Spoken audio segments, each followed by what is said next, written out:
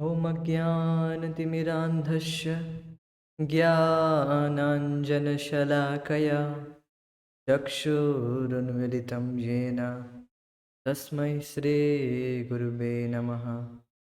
श्रीचैतन्यमनोभीष्टं स्थापितं येन भूतले सोऽयं रूपः कदा मह्यं ददाति स्वपदान्तिकम्। वन्देऽहं श्रीगुरु श्रीयुतापदकमलं श्रीरूपं साग्रजातं सहगना रघुनाथान्वितं तं सजीवं साद्वैतं सावधूतं परिजनसहितं कृष्णचैतन्यदेवं श्रीराधाकृष्णपादान् सहगणललिता श्रीविशाखान्वितं च। हे कृष्ण करुणा सिंधु दीनबंधु जगतपते गोपेश गोपिका कांत राधा कांत नमस्तुते। सप्त कांचन गौरांगी राधे वृंदावनेश्वरी वृषभानुश्रुते देवी प्रणमामि हरिप्रिये। वाञ्छाकल्पतरुभ्यश्च कृपा सिन्धुभ्येव च पतितानां पावनेभ्यः वैष्णवेभ्यो नमो नमो। नमो विष्णुपादाय कृष्णपृष्ठाय भूतले श्रीमते भक्तिवेदान्त स्वामिनिते नामिने। नमस्ते सारस्वतीदेवे गौरवाणी प्रचारिणे निर्विशेषा शून्यवादी पाश्चात्यदेशतारिणे। जय श्री कृष्ण चैतन्य प्रभो नित्यानंद श्री अद्वैत गदाधर श्रीवासादि गौरभक्तवृंद। हरे कृष्ण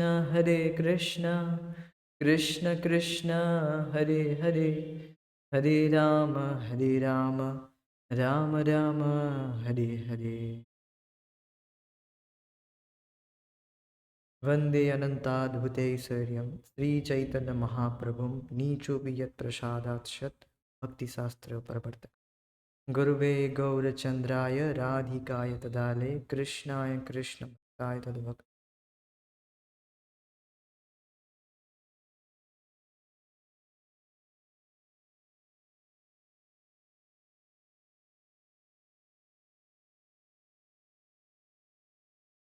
हरे कृष्णा। तो आज हम शुरू करेंगे कृष्ण भावनामृत की प्राप्ति। श्रील प्रभुपाद जी के स्मॉल बुक्स में अन्यतम one of the best book ये भी है, elevation to Krishna consciousness, Hindi में अनुवादित कृष्ण भावनामृत की प्राप्ति।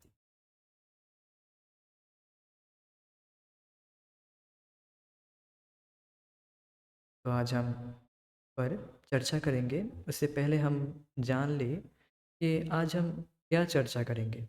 तो आज का जो विषय है वह है कि ये जो पहले हमने जो इन्वोकेशन किया, पहले जो प्रणाम मंत्र मंगलाचरण किया, मंगलाचरण अर्थात गुरु के प्रति जो प्रणाम, गुरु वैष्णव भगवान के प्रति भगवान से प्रणाम, भगवान को प्रणाम किया अर्थात उनसे उनसे प्रार्थना की, आशीर्वाद प्रार्थना आशीर्वाद की याचना की, जिससे हम इस हरि कथा को या कोई भी आध्यात्मिक कर्म, कोई भी कार्य संपन्न करने से पहले वह कार्य ठीक से संपादन हो पाए। इसीलिए हम प्रार्थना करते हैं, मंगलाचरण करते हैं। तो मंगलाचरण करने की इम्पोर्टेंस, गुरुत्व क्या है, महत्व क्या है, वो हम देखेंगे। और नेक्स्ट विषय है वैदिक ज्ञान पद्धति सांसारिक ज्ञान से कैसे अलग है। बद्ध जीव, और तीसरा विषय है बद्ध जीव चार अपूर्णता से भरे हैं, वह चार अपूर्णता को हम देखेंगे। और चौथा है वैदिक ज्ञान का स्रोत क्या है। ठीक है, आज हम शुरू करते हैं। कृष्ण भावनामृत की प्राप्ति। प्रथम अध्याय, पहला दिन, मानव जोनि अथवा पशु जोनि का चयन। इस अध्याय को आज हम शुरू कर रहे हैं। हमने पहले ही इस मंगलाचरण को गाया, फिर से हम गाएंगे। ओम अज्ञानतिमिरान्धस्य ज्ञानाञ्जनशलाकया चक्षुरुन्मीलितं येन तस्मै श्रीगुरुवे नमः। ओम। ओम से यहाँ पर हम भगवान को इंडिकेट कर रहे हैं, या फिर कोई भी मंत्र ओम से शुरुआत होता है उस मंत्र को कंप्लीट करने के लिए। अज्ञान। ओम अज्ञान तिमिर अंधस्य। अज्ञान के विषय में हम चर्चा करेंगे, थोड़ा सा ज़्यादा नहीं। अज्ञान, जो अज्ञान है, अज्ञान का घोर अंधकार। तिमिर मतलब घोर, घोर अंधकार को ज्ञान अंजन शलाकया, ज्ञान रूपी काजल के द्वारा, ज्ञान रूपी अंजन, काजल के लेपित हुआ शलाका। शलाका मतलब मसाल। ज्ञान रूपी अंजन से लेपित शलाका के द्वारा हमारे अज्ञान को, जो अज्ञान से हम हमारे आंखें ढके हुए हैं, से खोलते हैं। चक्षुर उन्मिलितम। चक्षु उन्मिलितम, मिलितम मीन्स बंद होना। आंखें अभी ढका हुआ है, उनको खोलते हैं। उन्मिलितम, उन्मिलितम मतलब खोलते हैं। ये ना मतलब जिसके द्वारा, किसके द्वारा? ज्ञान रूपी अंजन से, अंजन शलाका के द्वारा। ज्ञानांजन शलाकया तृतीय विभक्ति है, जो कि द्वारा समझते हैं। तस्मै श्री गुरुवे नमः। उन श्री गुरुदेव को हम प्रणाम कर रहे हैं, मैं प्रणाम करता हूँ। अज्ञान, अज्ञान क्या है?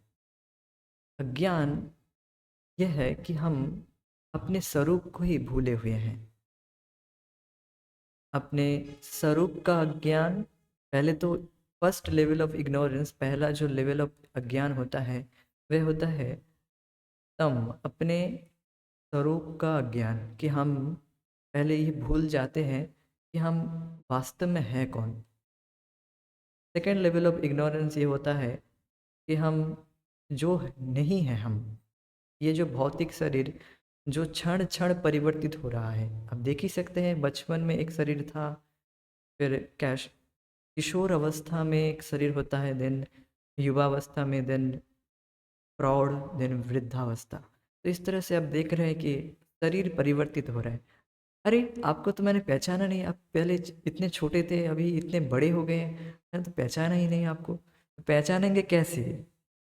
शरीर परिवर्तित हो रहा है ना। तो इस जो परिवर्तित हो रहा है जो शरीर, इसको मैं मानते हैं, तो ये भी अज्ञान है। Next level of ignorance, third level of ignorance, शरीर से संबंधित वस्तु को, फिर थर्ड लेवल ऑफ इग्नोरेंस शरीर से संबंधित वस्तु को अपना मानना, और फोर्थ लेवल ऑफ इग्नोरेंस वो छूट जाने का भय, और फिफ्थ लेवल ऑफ इग्नोरेंस मृत्यु का भय। तो ये शॉर्ट में मैंने डिस्कस किया थोड़ा सा अज्ञान के विषय में। इसके बारे में और ज़्यादा डिटेल्स में हम आगे चर्चा करेंगे। तो इस तरह से अज्ञान के 5 लेवल होते हैं। सोचिए इतना भयंकर है। तो इस तरह से भयंकर जो अज्ञान है हमारे, जो शरीर निरंतर परिवर्तित हो रहा है, उसमें मैं मानना, ये तो बहुत ज़्यादा अज्ञान हुआ ना। फिर जो इस शरीर से रिलेटेड है, जिनको हम मैं हमारा मानते हैं, मेरा घर, मेरी पत्नी, मेरा संपत्ति, सब कुछ, ये जो मेरा मेरा जो करते हैं, यही तो, ये तो और ज़्यादा अज्ञान हुआ। फिर वो छूट जाने का भय भय लगा रहता है निरंतर व्यक्ति का, और मृत्यु का तो भय है ही।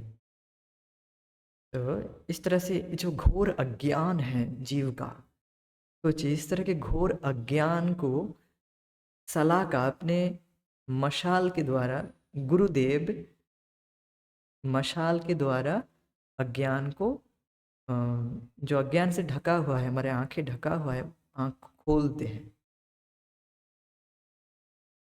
या फिर और एक तरीके से बताया जाता है, जैसे कोई व्यक्ति जब अच्छे से देख नहीं पाता तो आंखों में अंजन लगाते हैं।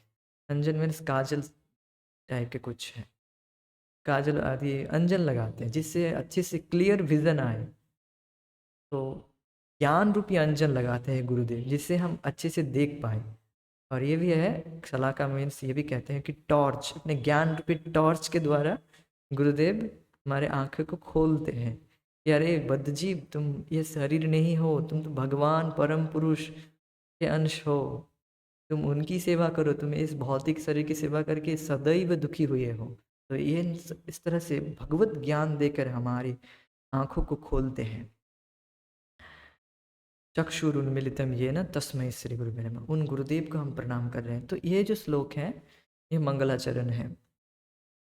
मंगल आचरण, किसी भी वस्तु, किसी भी कार्य, महान कार्यों को संपादन से पहले हम ये प्रार्थना करते हैं कि वह कार्य ठीक से संपादन हो, अच्छे से, कोई बाधा विपत्ति ना आए। तो इसी तरह से हम एक महान कार्य करते जा रहे हैं, जो कि भगवान के महिमा का गान, ये सबसे बड़ा, सबसे महान कार्य है। इसके पहले तो व्यक्ति को जरूर मंगलाचरण करना चाहिए।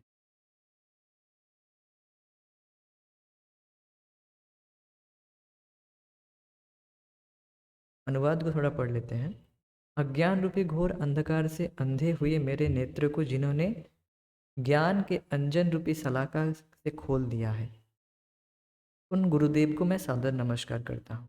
उक्त श्लोक से गुरु को नमस्कार करना एक प्रथा है।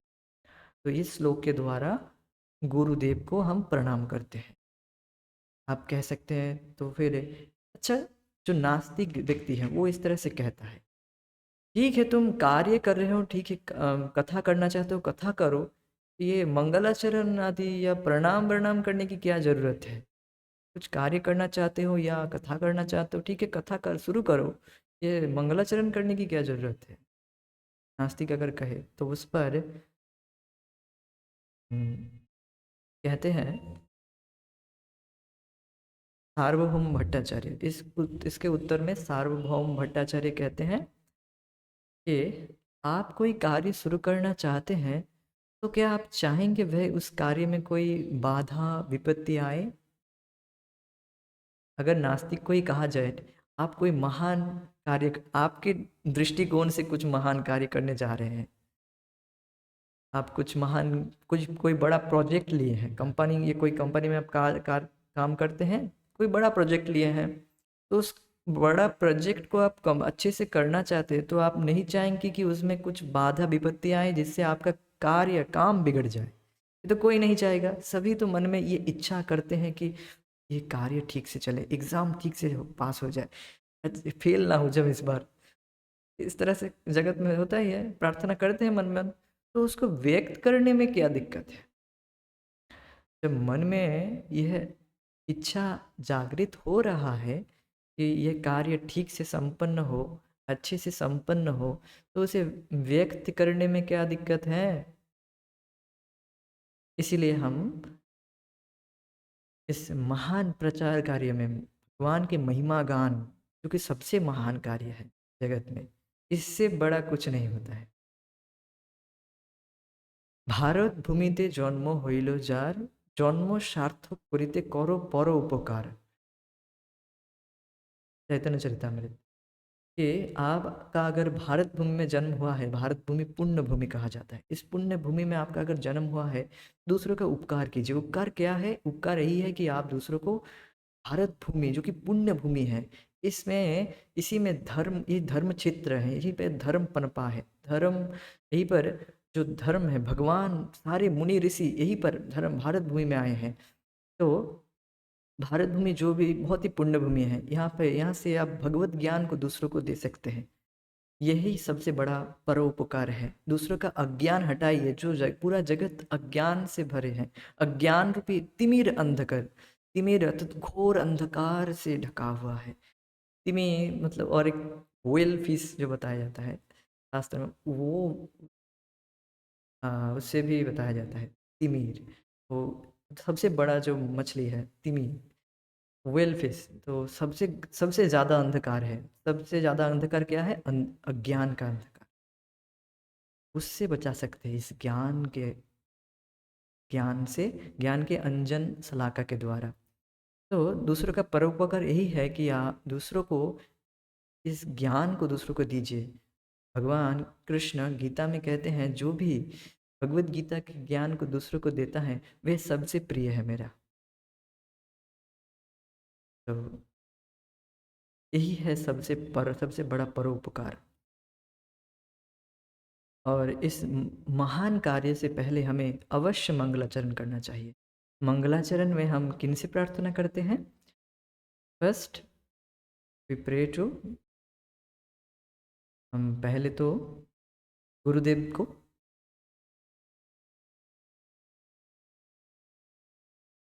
पहले गुरुदेव, फिर वैष्णव, वैष्णव प्रणाम मंत्र, वंशाकल्पतरुभ्यश्च कृपा सिन्धुभ्येव च, हमने प्रणाम मंत्र किए।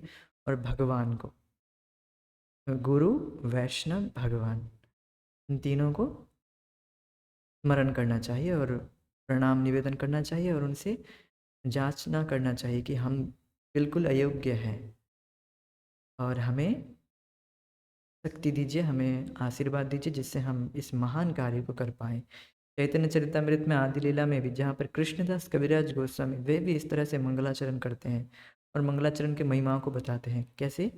ग्रंथेर आरंभ करी मंगलाचरण, गुरु वैष्णव भगवान तिनेर स्मरण है विघ्न विनाशन, अनायासे है निज वांछित पूरण।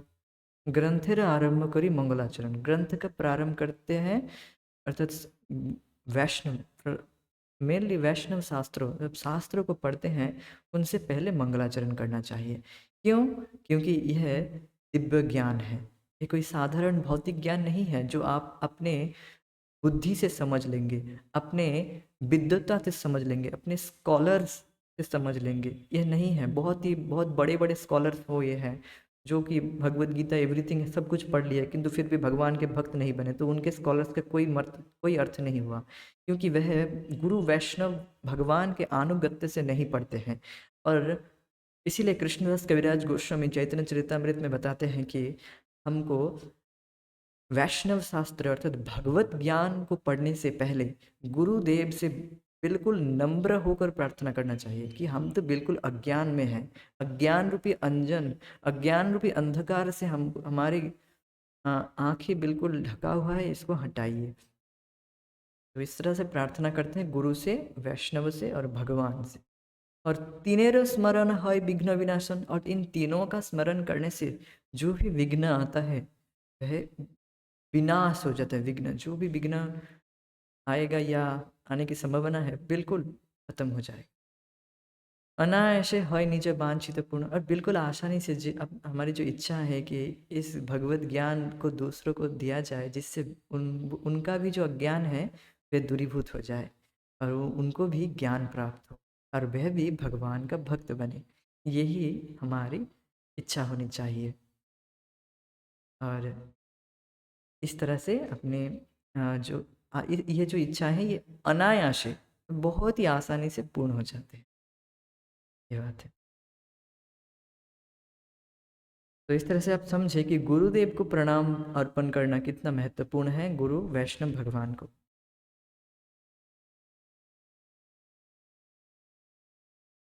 तो ये एक प्रथा है। अब प्रथा मतलब यह नहीं कि जगत में कुछ देखा जाता है। जैसे एक एग्जांपल देता हूँ। शादी में, एक शादी है, एक शादी हो रहा है और उसमें एक बिल्ली आ जाती है और वो परेशान करती रहती है दूसरों को, शादी में विघ्न डालता है। ऐसे यज्ञ आदि हो रहा है उसमें विघ्न डालते हैं, तो उसके ऊपर एक कटोरी या टोकरा डाल दिया जाता है, और जिससे वह बिल्ली तंग ना करे दूसरों को। तो अब इससे जब ये जब हुआ, तब देन दूसरों के शादी जब फिर शादी हुआ देन फर्दर, तो इसको देखकर सभी लोग ऐसा ही करने लगे कि बिल्ली को लाकर उस पर डाल दिए कटोरा डाल दिया, और देन शादी होता था। सभी लोग मानते ये ऑस्पिशियस है। तो इस तरह से ये प्रथा नहीं है। ये प्रथा कोई एक समय से शुरू नहीं हुआ है, मतलब इस तरह से कोई भौतिक प्रथा नहीं है ये प्रामाणिक प्रथा है, जो कि तो, प्रामाणिक भक्त लोग भी इस तरह से मंगलाचरण कर रहे हैं। ये कोई तथाकथित सो कॉल्ड जगत में कोई कुछ समय के बाद शुरू हो गया, ऐसा नहीं। सो कॉल्ड प्रथा नहीं है, केवल एक रिचुअल नहीं है। ये बात मैं कहना चाहूँगा कि लोग मंगलाचरण करते हैं, बस करना है बस। अब तो गुरु जी कर रहे हैं, ठीक है, हमको भी करना है, बस अब क्या करें, क्लास में आ गए हैं जब करना है। जस्ट एक रिचुअल की तरह करते हैं, कोई महत्व कोई जानता ही नहीं क्यों करना है, ऐसे नहीं। अर्थ को समझकर और बिल्कुल फुल अटेंशन के साथ, ध्यान के साथ, पूरा ध्यान के साथ गुरु से प्रार्थना करना चाहिए, तभी आप शास्त्रों को समझ पाएंगे। ये कोई प्रथा नहीं है, कोई रिचुअल नहीं है, ये बात बताया जा रहा है।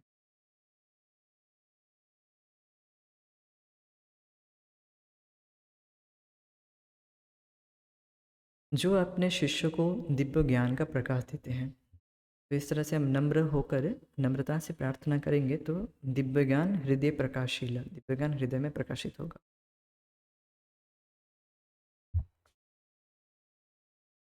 अब जो द्वितीय प्रश्न था, सेकंड टॉपिक था कि वैदिक ज्ञान की जो पद्धति है ये सांसारिक ज्ञान से अलग है, उसको हम देखेंगे। वैदिक पद्धति में शोध कार्य की आवश्यकता नहीं है। कैसे अलग है? तो वैदिक ज्ञान जो सांसारिक ज्ञान है वो कैसे अलग है? वैदिक पद्धति में शोध कार्य मीन्स रिसर्च, रिसर्च कार्य नहीं होता, इसमें रिसर्च की जरूरत नहीं है। सांसारिक विद्वता में हमें किसी शोध कार्य की आवश्यकता सांसारिक विद्वता में हमें किसी शोध कार्य की आवश्यकता है। होगा यहाँ पर गलती से कुछ नहीं आ गया तो अब अवॉइड कीजिएगा। सांसारिक विद्वता में हमें किसी शोध कार्य की आवश्यकता है। सांसारिक विद्वता में हमें किसी शोध कार्य के द्वारा अपने शैक्षणिक ज्ञान का प्रमाण देना पड़ता है। आप सांसारिक जो विद्वता है, विद्वता में हमें किसी शोध कार्य के द्वारा रिसर्च के बाद वो ज्ञान प्रस्तुत होता है, देन उसको एक्सेप्ट किया जाता है। जैसे परमाणुवाद का जो थ्योरी है, जो थ्योरी है परमाणुवाद, एटम ऐसा था, एटम वैसा था, फिर दूसरे ने आकर उसको काट दिया, फिर बोले नहीं एटम का ये थ्योरी है, ऐसा वैसा। हम तो भूल भी गए क्या था, यद्यपि हम पढ़े थे, उस सब रटे भी थे उस समय, और हमको उतना रुचि भी नहीं था, बस पढ़ना था बस, इसलिए पढ़ लिए रिचुअली, रिचुअलिस्टिकली। तो सांसारिक जो विद्वता है तो आप देख सकते हैं वहाँ पर कि कैसे किस तरह से जो एक लोग आया, एक साइंटिस्ट आया, तो वह पिछले जो थ्योरी था उसको काट कर एक नया थ्योरी बना दिया।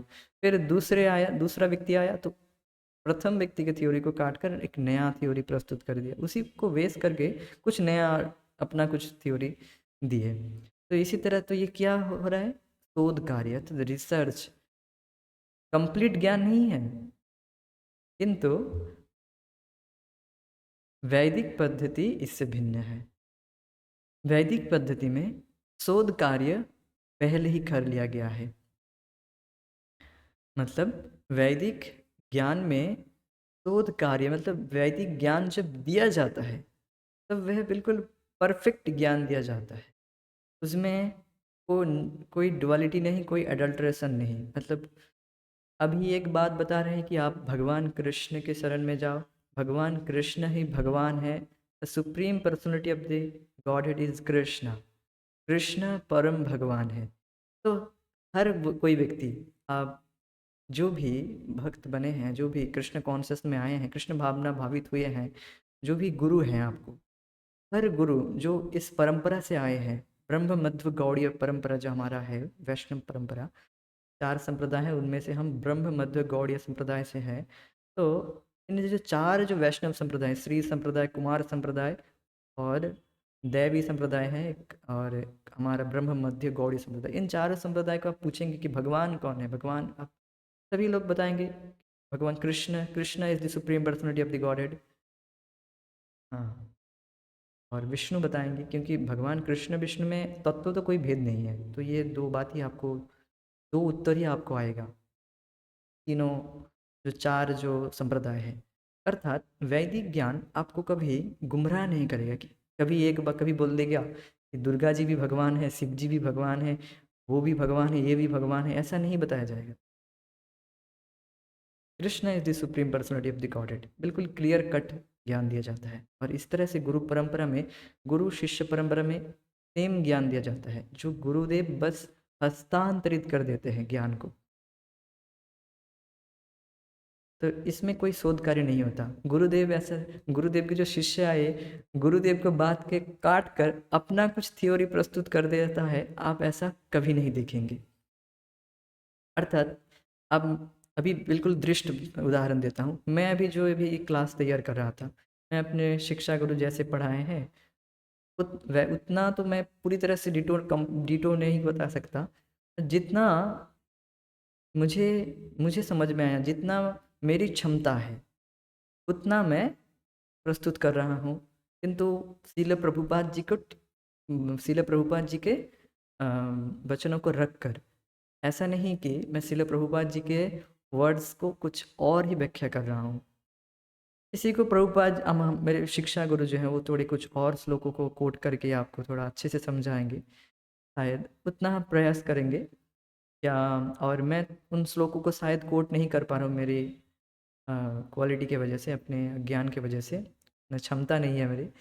तो किंतु मैं उससे बाहर नहीं जा रहा हूँ, जो ज्ञान दिया जा रहा है उतना ही बोल रहा हूँ, उससे अपना कुछ ज्ञान नहीं दे रहा, अपना नया नए कुछ ऐड नहीं कर रहा हूँ, ना तो सब्सट्रैक्ट कर रहा हूँ। जो एज इट इज़ है वही ज्ञान दिया जा रहा है यहाँ। कृष्ण भगवान है, कृष्ण ही भगवान है, मैंने अपने गुरु जी से सुना और मैं आपको बता रहा हूँ, आप सभी को बता रहा हूँ।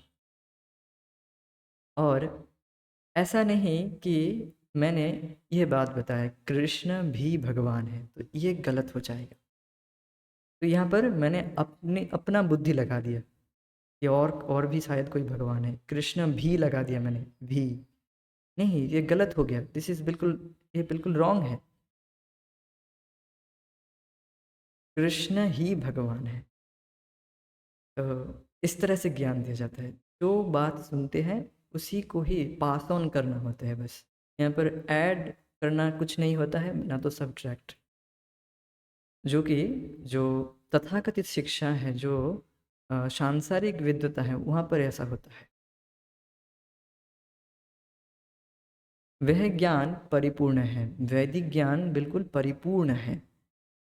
क्योंकि आप देखेंगे लास्ट में कि वैदिक ज्ञान क्यों परिपूर्ण है, तो उसे गुरु शिष्य परंपरा के द्वारा गुरु अपने शिष्य को केवल हस्तांतरित करते हैं। आप वो रिले रेस जानते होंगे, जानते हैं रिले रेस क्या है? जानते होंगे, ठीक नहीं जानते?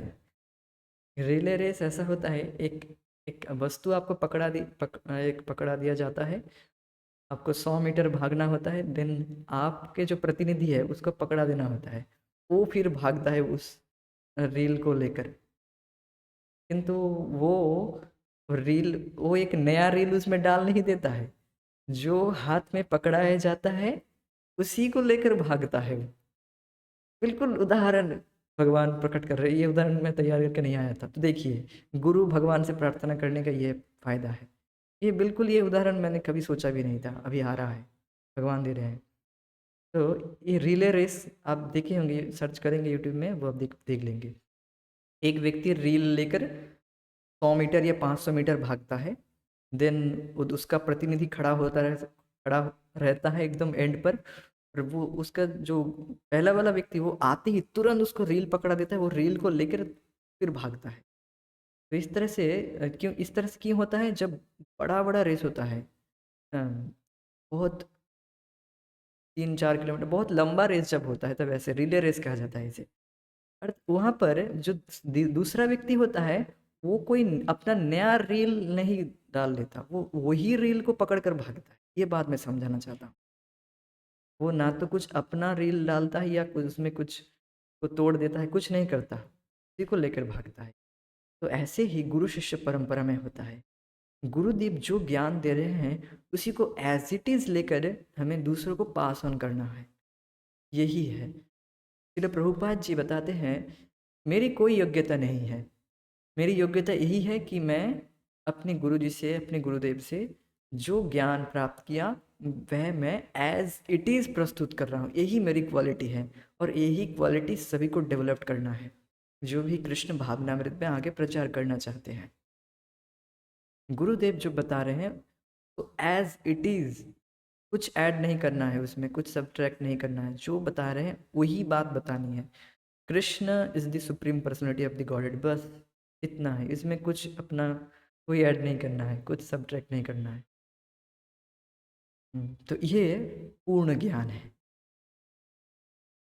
समझ रहे हैं? बिल्कुल समझ में आ गया है कि कैसे इस ज्ञान बिल्कुल परिपूर्ण है। यह ज्ञान कैसे गुरु शिष्य में परंपरा से ज्ञान आ रहा है, बिल्कुल समझ में आ रहा होगा। ठीक है। तो इस तरह से ये हस्तांतरित वाला बात आपको समझ में आया होगा इस उदाहरण से, रिले रेस में। ठीक है, आगे बढ़ते हैं। शोध कार्य का प्रश्न ही नहीं उठता, क्योंकि जिन साधनों या उपकरणों से शोध कार्य किया जाता है वे कुंठित तथा अपूर्ण है। तो पहला प्रश्न, दूसरे प्रश्न का उत्तर हो गया होगा आपका कि वैदिक ज्ञान पद्धति सांसारिक ज्ञान की पद्धति से कैसे अलग है।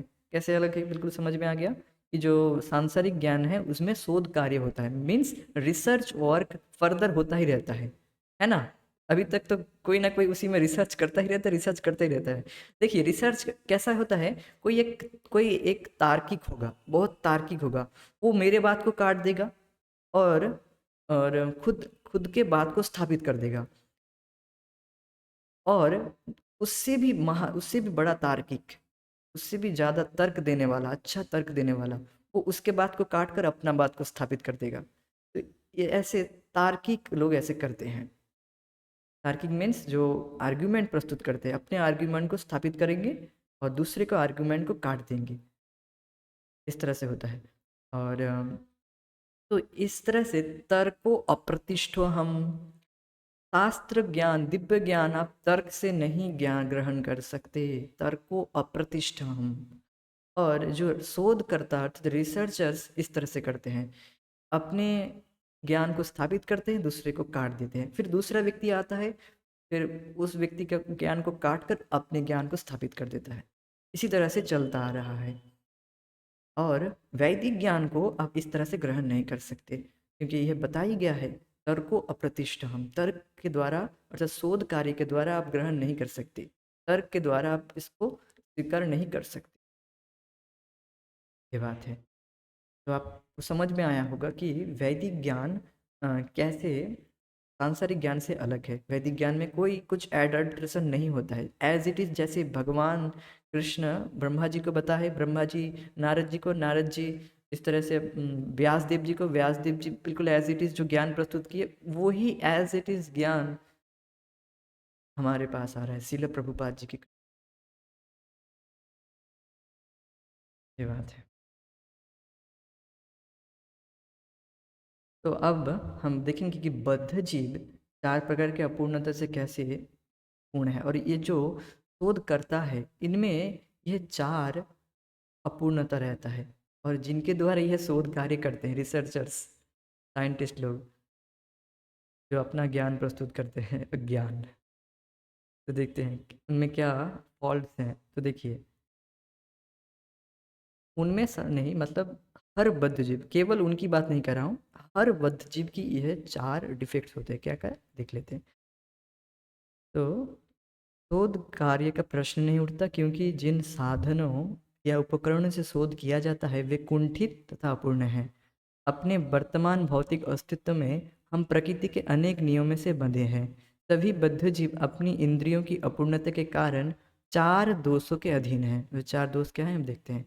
एक दोष तो यह है कि बद्ध जीव निश्चय ही त्रुटियां, गलतियां करता है।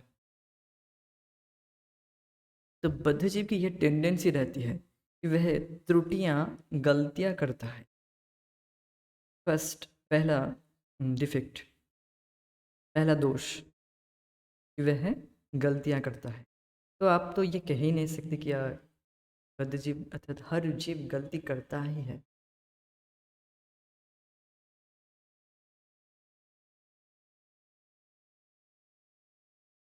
तो आप कह सकते हैं, तो जो भगवान, इस पर हम लास्ट में बताएंगे।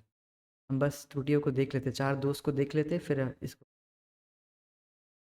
तो पहली बात तो क्या हुआ, त्रुटियाँ, गलतियाँ करता है। हम देखते हैं कि जगत में एक मैथमेटिक्स जब हम करते थे पहले, मैथमेटिक्स आदि, पहला पहले जब फर्स्ट ट्राई करते हैं तो उसमें गलती होती थी। फिर उसको बार बार अभ्यास करने के बाद भी एग्ज़ाम हॉल में जाकर फिर भी गलती कर देते थे। तो ऐसा कोई मनुष्य नहीं है जो त्रुटियां ना करता हो। उदाहरण के लिए भारत में महात्मा गांधी को एक महान व्यक्तित्व माना जाता है। यहाँ पर हम समझेंगे कि 4 त्रुटि क्या है, 4 दोष क्या है। तो यहाँ पर एक उदाहरण दिया गया है, वो देखिए। महात्मा गांधी किन तो बताया गया है कि भारत में महात्मा गांधी को एक महान व्यक्तित्व माना जाता है। उनको महात्मा टाइटल भी दिया गया है, महात्मा गांधी। परंतु महात्मा वो है जो भगवान की भक्ति में लगा हो।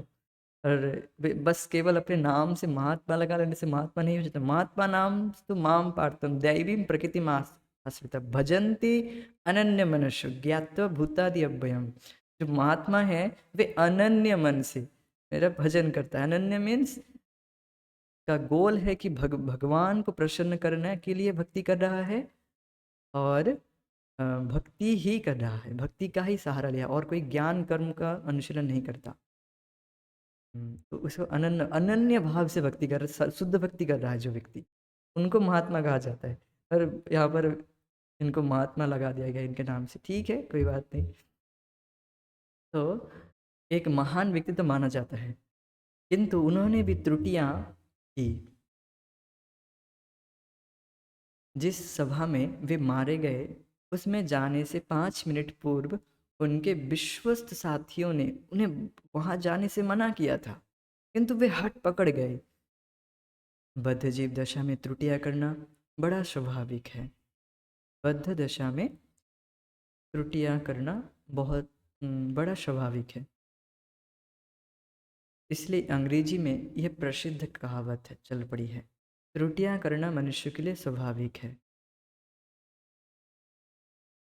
तो यह आपको ये कथा पता ही होगा कि महात्मा गांधी को बार बार बताया गया था मत जाइए, मत जाइए वहाँ पर सभा में, फिर भी वह गए, अपने हट पकड़ लिए। तो इस पर अचंभित होना नहीं चाहिए, क्योंकि बद्धजीव भगवान की जब तक भक्ति में नहीं लग जाता, पूरी तरह से भगवत भक्ति को कृष्ण भावनामृत में प्रति स्थित नहीं होता, वे बद्ध जीव में बद्ध अवस्था में रहता है, कंडीशन सोल। तो कंडीशन सोल, वह पहला दोष है कि वह त्रुटि करता ही है, ये बात है। आप देख सकते हैं जो त्रुटियां तो हो ही जाती है, देख सकते हैं, ठीक है। बद्धजीव की दूसरी अपूर्णता यह है कि वह निश्चित रूप से भ्रमित हो जाता है। दूसरा फॉल्ट क्या है, दूसरा दोष क्या है, भ्रमित हो जाता है। भ्रमित होने का तात्पर्य है उस पदार्थ की सत्ता को मान लेना जो है ही नहीं, अर्थात किसी छाया चित्र को वास्तविक मान लेना। हम में से प्रत्येक की धारणा है कि हम ये शरीर नहीं है, किंतु वस्तुतः हम हमें से प्रत्येक की धारणा है कि हम ये शरीर हैं, किंतु वस्तुतः हम शरीर नहीं हैं। शरीर को स्वयं मान लेना ही माया है। तो दूसरा फॉल्ट क्या है, दूसरा दोष क्या है कि भ्रमित हो जाना। जगत में आप देख ही सकते हैं कि जो मिराज होता है, जो जहाँ पर मिराज दिखता है, कहाँ पर? रेगिस्तान में, जहाँ पर जल नहीं होता फिर भी जल की प्रतीति होती है। तो इस तरह से हम भ्रमित हो जाते हैं। और भी आप देख सकते हैं, जो रोड में जो बहुत गर्मी होती है, तब आप देख सकते हैं कि कहीं दूर कभी पानी है शायद, लगता है, किंतु पानी नहीं होता है। बहुत गर्मी के वजह से वो इतना चमकता है, चमकने के वजह से लगता है, भ्रम उत्पन्न हो जाता है। और भी आप भ्रम देख सकते हैं कि कोई वस्तु, अभी कुछ टेक्निकल फोटोज है जो आप देख सकते हैं कि वो स्थिर है, किंतु वो लगता है कि वो घूम रहे हैं। तो ये भ्रम प्रस्तुत होता है। और छाया चित्र, जिनको हम वास्तविक मान लेते हैं, वो वास्तव में वो है ही, हो ही नहीं रहा है, किंतु हम उनको वास्तविक मानते हैं। रोते भी है, इवन रोते भी हैं, हंसते हैं। टेलीविज़न तो देखे ही होंगे, सिनेमा आदि, तो उनमें आप देखे होंगे कि सिनेमा आदि को देखकर हम हमारे इमोशन प्रकट होते हैं। तो यह भ्रमित हुआ। और बिल्कुल सबसे ज़्यादा भ्रम तो ये है कि हम अपने भौतिक शरीर को मैं मान बैठे हैं। ये सबसे बड़ा भ्रम है। हमें से प्रत्येक की धारणा है कि हम यह शरीर है, किंतु वस्तुतः हम शरीर नहीं हैं। शरीर को स्वयं मान लेना ही माया है। ये तो बिल्कुल आप दृष्टि देख सकते हैं, जब आप सपना देखते हैं तो आप देख सकते हैं कि उसमें बिल्कुल ममत्व, कि उस सपने में जो व्यक्ति है उनको मैं मानते हैं कि यह व्यक्ति, अभी मैं ये कार्य कर रहा हूँ, यद्यपि वह सपना है। आप सपना जब देखते हैं तब देख सकते हैं कि उस समय बिल्कुल उस जो सपना देख रहे हैं, जो जिस विषय में, मैं कोई उदाहरण नहीं दे रहा हूँ अभी, जिस विषय में जब सपना देख रहे हो उसमें आप बिल्कुल अभिनिवेश होता है। या हाँ, कोई मारने आ रहा है, अरे कोई मारने आ रहा है, हमको डर लगने लग जाता है। फिर नींद टूट जाती है तो देखते हैं, अरे मैं तो बेड पे हूँ। या फिर कोई भी सपना, जनरल जो भी सपना आप देखते हैं उसमें आप देख सकते हैं कि उसमें बिल्कुल अभिनिवेश हो जाता है कि वो जो सपने में जो हो रहा है वो मेरे साथ हो रहा है, यद्यपि आप घर में बेड पे सोए हैं। तो इस तरह से माया, भ्रमित हो रहे हैं हम जगत में। किंतु ऐसा नहीं कि ये हो ही नहीं रहा है, किंतु हम इस भौतिक शरीर में फंसे हैं। इसके वजह से इसको बस एक उदाहरण दिया जा रहा है, कि सपने से उदाहरण दिया जा रहा है, सपना नहीं मायावाद होगा दिन। आप कह सकते हैं कि फिर ये जो जगत में जो कुछ हो रहा है ये क्या सपना है? नहीं, सपना नहीं है, ये वास्तव में हो रहा है, किंतु ये पूरी तरह से वास्तविक भी नहीं। क्योंकि हम शरीर को परिवर्तित कर रहे हैं। एक क्षण में, एक समय एक शरीर में थे, तो हमारे जो रिश्तेदार हुए हुए वो एक इस शरीर में, एक एक जो रिश्तेदार है वो एक समय के लिए हैं। फिर आप दूसरे शरीर में जाएंगे तो उस समय आपके नए रिश्तेदार रिश्तेदार होंगे। तो इस तरह से देख सकते हैं कि एक सीन चेंज हो रहा है, हर हर हर जीवन में एक सीन चेंज हो रहा है, सिनेमा की तरह। तो यह भ्रम है एक्चुअली, ये जो शरीर में ममत्व है, यह माया कहलाता है। तीसरी अपूर्णता यह है कि बद्ध जीव में ठगने की प्रवृत्ति होती है। ये तो बिल्कुल दृष्ट है। तीसरी अपूर्णता यह है कि बद्ध जीव में ठगने की प्रवृत्ति होती है।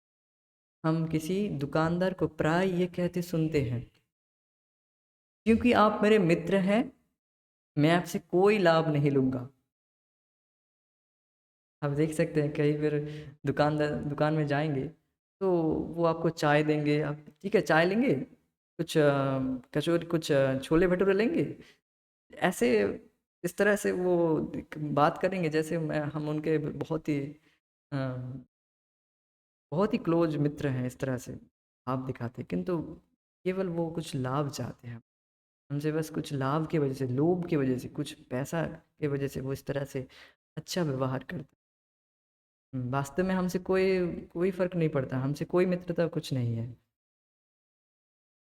किंतु वस्तुतः हम जानते हैं कि वह कम से कम 50% मुनाफा ले रहा है। प्रभु जी इसको कहते हैं, क्योंकि आपसे लाभ मिल रहा है इसलिए आप हमारे मित्र हैं।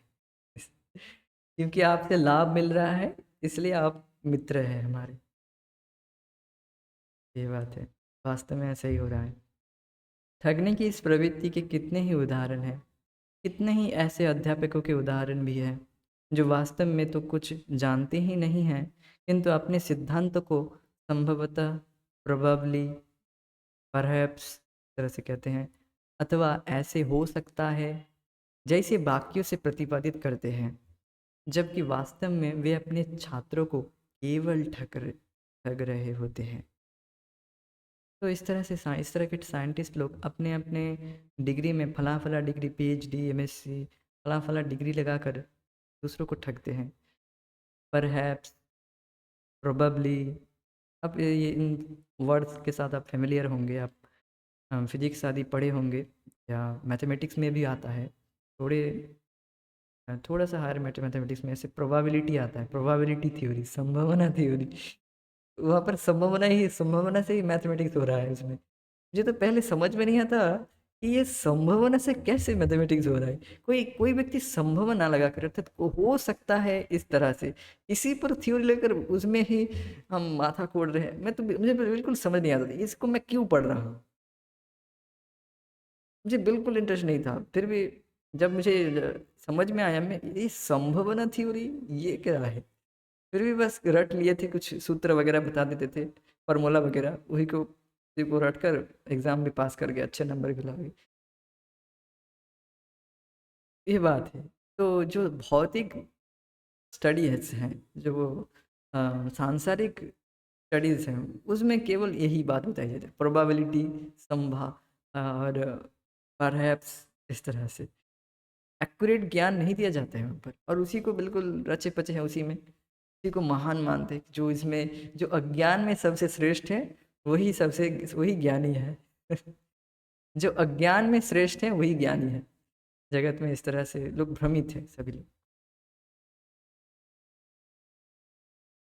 चौथी अपूर्णता यह है कि जीव की इंद्रियां पूर्ण नहीं है।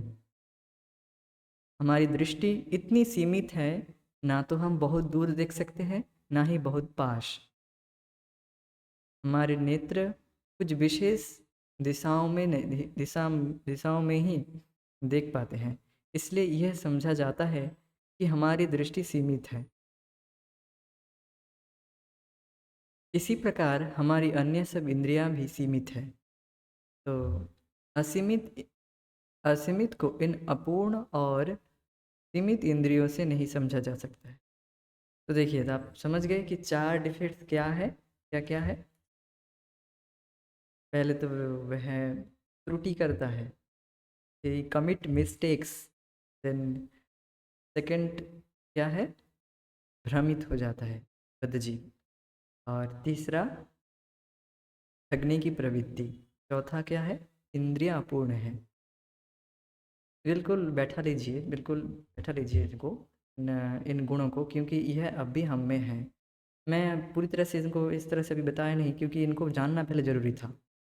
यह बद्धजीव जिससे पीड़ित है, अर्थात जिस रोग से पीड़ित है, उनको जानना जरूरी है। हाँ, त्रुटि means he commit mistakes, he must commit mistakes. बद्धजीव means he must commit mistakes. ठीक है, पहले वह गलती करेगा ही, बद्धजीव गलती करेगा ही। और दूसरा है भ्रमित हो जाता है, भ्रमित हो जाता है कि वास्तविक क्या है, वास्तविकता क्या है, भ्रमित हो जाना। और भ्रम, सबसे बड़ा भ्रम तो यही है कि हम अपने आप को शरीर मान रहे हैं। और तीसरा क्या है, ठगने की प्रवृत्ति, ठगने की प्रवृत्ति, दूसरों को चीट करने की प्रवृत्ति, ये तो बिल्कुल है, और ये सबसे ज़्यादा खतरनाक भी है। और चौथा है अपूर्ण इंद्रियां, इंद्रियां अपूर्ण है। तो इस तरह से इन चार दोषों से बद्धजीव पीड़ित है। तो देखिए, आप कह सकते हैं हम जो अभी प्रवचन कर रहे हैं, तो आप भी तो, आपका भी तो इन चार दोषों से आप भी तो पीड़ित हैं। आप क्यों ये कथा कर रहे हैं, आप भी तो गलती करते हैं, बोलने में त्रुटि करते हैं कि यू कमिट मिस्टेक्स, भ्रमित हो जाते हैं थोड़ा बहुत। और ठगने की प्रवृत्ति यह नहीं है, और इंद्रिय अपूर्ण है। देखिए, मैं जो स्वीकार कर रहा हूँ वो बात है। त्रुटि मैं करता हूँ, त्रुटि मैं करता हूँ अपने कथा में, ओके, और भ्रमित नहीं होता हूँ, क्योंकि गुरुदेव जो बताए वही बात प्रस्तुत करने का प्रयास करते हैं। भ्रमित नहीं होता हूँ। ठगने की प्रवृत्ति नहीं है, क्योंकि शास्त्र को, विषय को प्रस्तुत करना ये बिल्कुल सही इंटेंशन से होना चाहिए। यहाँ पर ठगता नहीं है, भक्त किसी को ठगता नहीं है, और इंद्रियां अपूर्ण है, ये मानते हैं। तो ये बात मैं क्यों कहा, अपनी गलती को क्यों कहा, क्योंकि ये बात मैं कहना चाहता हूँ, जो भक्त हैं, जो अभी पूरी तरह से अ, शुद्ध नहीं हुआ है, हम अभी पूरी तरह से शुद्ध नहीं हुए हैं, हम अभी प्रैक्टिशनर्स हैं, हम अभी प्रैक्टिशनर्स डिवोटीज हैं। तो आप ये आशा नहीं कीजिएगा कि हम गलती नहीं करेंगे, गलती करेंगे, किंतु ठगने की प्रवृत्ति नहीं होती है भक्तों में। देखिए, अ, कलियुग में, कलियुग में जो चार धर्म हैं, जो धर्म जो चार पिलर्स में टिका हुआ है, वो क्या है? तप, शौच, सत्य, दया। कलियुग में तप संभव नहीं है, क्योंकि इंद्रियां अपूर्ण है, इंद्रिया की क्षमता नहीं है। और शौच मीन्स शुद्धता उतना फॉलो नहीं कर सकती, प्योरिटी फॉलो नहीं कर सकती। दया, दया किन पर दया करें? हम पर, हम ही पीड़ित हैं, हम किन पर दया करें? हम ही दुखी हैं, हम ही पीड़ित हैं, जगत के त्रिताप से भोग रहे हैं, तो हम दया भी नहीं कर सकते। एक बात पकड़ लीजिए, सत्य, अर्थात किसी को ठगे नहीं, इसको पकड़ लीजिए।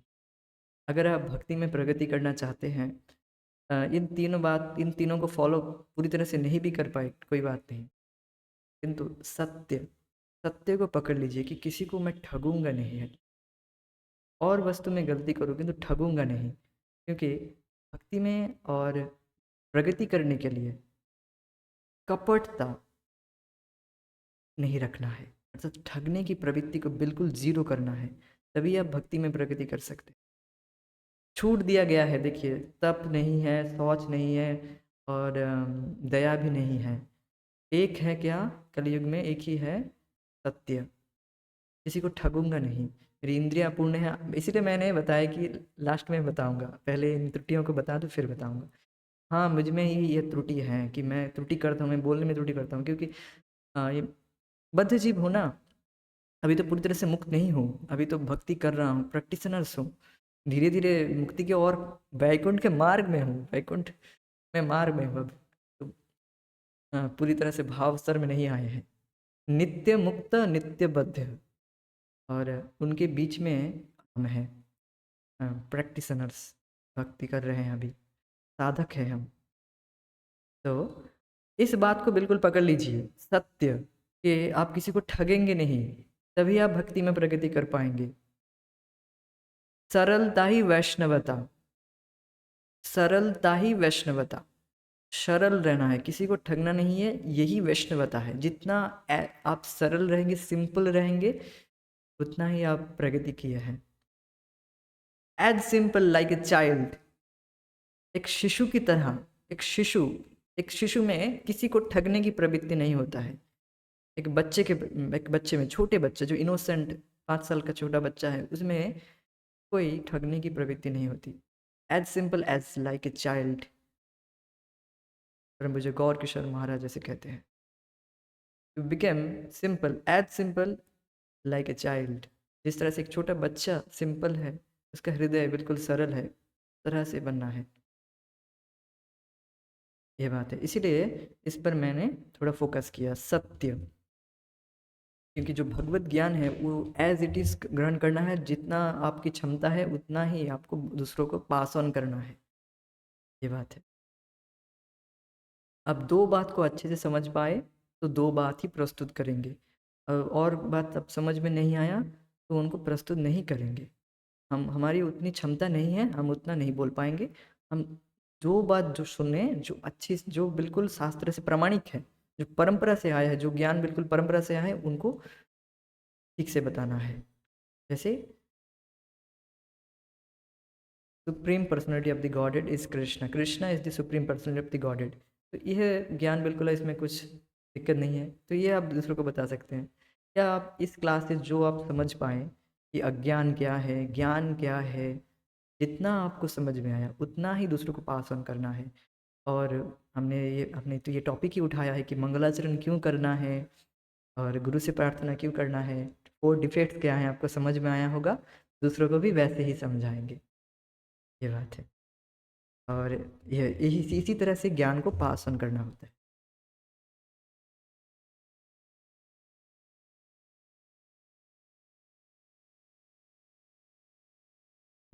असीमित को इन अपूर्ण और सीमित इंद्रियों से नहीं समझा जा सकता है। निष्कर्ष यह है कि वैदिक पद्धति हमें परम सत्य को जानने के लिए अपनी वर्तमान इंद्रियों का उपयोग करने के लिए प्रोत्साहित नहीं करती, क्योंकि यह कई तरह से बद्ध है। यदि हम ज्ञान प्राप्त करना यदि हमें ज्ञान प्राप्त करना है तो वह निश्चय ही एक उच्चतर स्रोत से प्राप्त होना चाहिए, जो उक्त चारों अपूर्णताओं से आबद्ध नहीं हो। वह स्रोत क्या कौन है? वह स्रोत कृष्ण है, जो परम पूर्ण है। वे भगवत गीता के सर्वोच्च अधिकारी प्रमाण हैं और वे अनेक ऋषि मुनियों के द्वारा पूर्ण ज्ञान के अधिकारी के रूप में स्वीकार किए गए हैं। तो हमने चौथा विषय उठाया था कि वैदिक ज्ञान का स्रोत क्या है, वैदिक ज्ञान का आधार क्या है, जिनके आधार पर हम इनको ग्रहण करें। तो आधार यही है, परम भगवान श्री कृष्ण, जो कि परम पूर्ण है। ओम पूर्णमादाम पूर्णम, जो हमने ईशोपनिषद में मंगलाचरण में सुने थे, वही है कि भगवान परम पूर्ण है और वह जो ज्ञान दे रहे हैं वह परम पूर्ण है।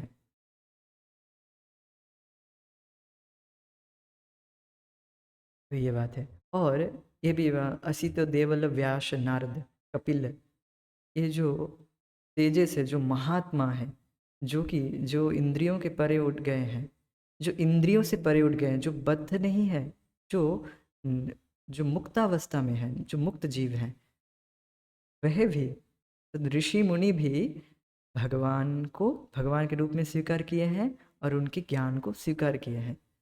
तो हम तो बद्ध जीव हैं, हम तो बिल्कुल हमारी कोई ज्ञान नहीं है। हम बस अपने फेथ को, जो उच्चतर, जो यहाँ पर जो बात बताई गई है, अपूर्णता से, इन 4 डिफेक्टों से परे हैं। महात्मा लोग और जो ऋषि मुनि हैं, वे तो इन इनसे परे है ना, उनमें तो इन डिफेक्ट्स नहीं है ना। उन पर हम अपना फेथ लगा रहे हैं और हम अपना फेथ को, अपने श्रद्धा को, फेथ नहीं कहूँगा, फेथ इज चेंजेबल, अपने श्रद्धा को, अपने श्रद्धा को हम भगवान में लगा रहे हैं। और जो आचार्य हुए, आचार्य मीन्स आचर्यते इति आचार्य, जो अपने आचरण से प्रस्तुत करे, अर्थात ऐसा नहीं कि केवल बोल रहे हैं और आचरण खुद नहीं कर रहे हैं, अर्थात जो इन 4 डिफेक्ट से परे हैं, आचार्य हैं। असित देवल व्यास नारद, हाँ, जो पूर्ववर्ती आचार्य हुए, श्रील प्रभुपाद जी के पूर्ववर्ती, श्रील प्रभुपाद जी, उनके गुरु महाराज, ये सब शुद्ध भक्त हैं। ये वह इन 4 डिफेक्ट से परे हैं। वे तो प्रेमावस्था में है, डिफेक्ट तो बात छोड़ दीजिए, ये तो प्रेम अवस्था में है, जो सर्वोच्च स्थिति में है। तो हम उन पर अपना श्रद्धा को उन पर लगा रहे हैं। ऐसा नहीं कि क्या ऐसे ही हम बस भावुकता में इनको ग्रहण कर रहे हैं, ये बात है। तो आपको वैदिक ज्ञान का स्रोत पता चल गया होगा, वैदिक ज्ञान का स्रोत को समझ में आ गया होगा कि वैदिक ज्ञान का स्रोत क्या है? भगवान स्वयं, भगवान श्री कृष्ण। तो इस तरह से हमने 4 टॉपिक टॉपिक पर व्याख्या की कि गुरुदेव को क्यों प्रणाम करना चाहिए, गुरुदेव क्यों हमें मंगलाचरण करनी चाहिए, और वैदिक ज्ञान के पद्धति सांसारिक ज्ञान से श्रेष्ठ क्यों है, और बद्ध जीव के 4 अपूर्णता, और वैदिक ज्ञान का स्रोत कौन है। आज हम यहीं पर रुकेंगे, आगे की चर्चा हम आगे करें। Thank you so much, thank you for joining. Hare Krishna, जय श्री प्रभुपाद, निताय गौर प्रेमानंदी।